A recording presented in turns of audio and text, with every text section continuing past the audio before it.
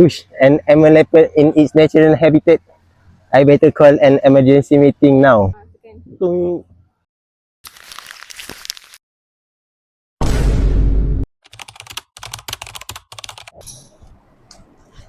Good morning, everyone. Today we are going to discuss about one of the rarest big cat species in the world.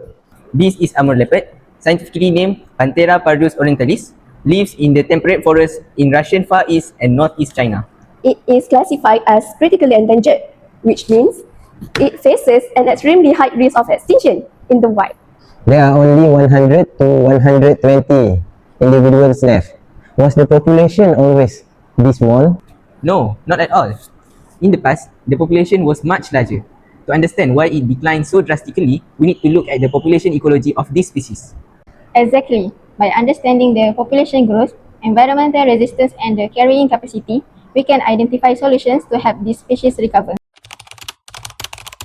In the beginning, the population grew quickly because food, habitat, and space were abundant. But as the population increased, resources became limited and growth started to slow down.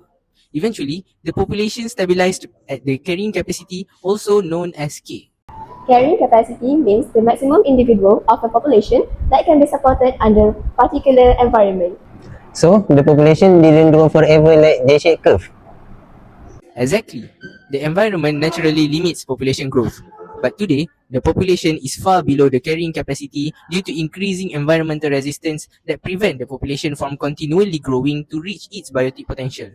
Unfortunately, the Amur leopard has low biotic potential, which means its ability to reproduce rapidly is limited. Female leopards usually reach sexual maturity at 2 to 3 years old, and it will produce 1 to 4 cubs per breeding cycle. In addition, cub survival rate is relatively low. Limited prey such as white boar and deer reduces the energy that the leopard needs to survive and reproduce. Another serious issue is habitat loss due to logging, farming, and human development. The Amur leopard require large territory to survive. So if the forest is destroyed or fragmented, the carrying capacity will be decreased. The environment simply cannot support many individuals. There are three main reasons why the Amur leopard become endangered. First is poaching. The Amur leopard is hunted illegally for their fur and their body parts. Another problem is that their habitat lies across the border between Russia and China.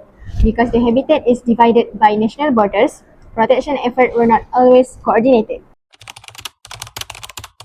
First, cross-border cooperation between Russia and China. The conservation program for the Amur leopard costs about 3 to 5 million USD per year. This funding covers ranger salaries, patrol vehicles, and monitoring equipment, such as camera traps and GPS collars. It also covers international coordination meetings between conservation partners. The program is mainly managed by government authorities, including Land of the Leopard National Park and Northeast China Tiger and Leopard National Park, with support from conservation NGOs, including conducting anti-poaching patrols. Second, restoring deer and wild boar population. The cost is around 1 to 2 million USD per year. This funding supports habitat restoration, reintroduction programs, wildlife monitoring, and stricter hunting controls. The program is usually managed by national forestry departments and wildlife authorities with cooperation from local communities. Third, captive breeding programs to increase population numbers. It costs around 500,000 to 1 million USD per year per program. These costs include veterinary care, specialized zoo facilities, genetic management, and preparation for release into the wild. Conservationists have focused strongly on captive breeding, with programs managed by the EAZA at C2 program and also supported by groups like the Amur Leopard and Tiger Alliance. Success will be measured by the number of healthy cubs born, genetic diversity levels, and survival and reproduction of released leopards. Protecting one species also protects the entire ecosystem.